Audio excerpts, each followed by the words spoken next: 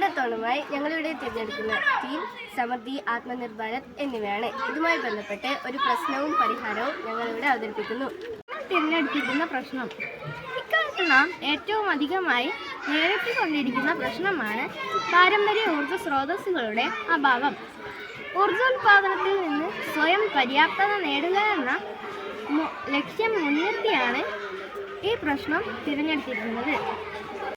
ഞങ്ങൾ കണ്ടെത്തിയ പാരമ്പര്യേതര ഊർജ്ജ സ്രോതസ്സുകൾ പ്രയോജനപ്പെടുത്തി പരമാവധി പ്രശ്നങ്ങൾ കുറക്കാൻ കണ്ടെത്തുകയാണ് എന്നതാണ്.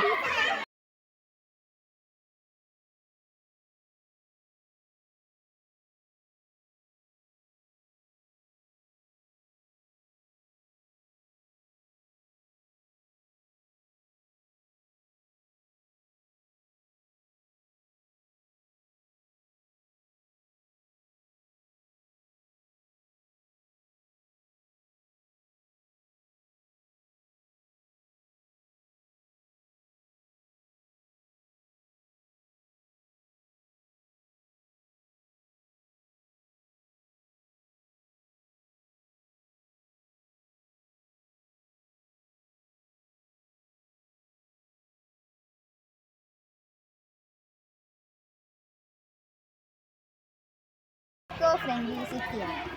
ഇതിൻ്റെ പ്രവർത്തനം ഞാനൊന്ന് ചുരുക്കി പറഞ്ഞു തരാം. ഇതിൽ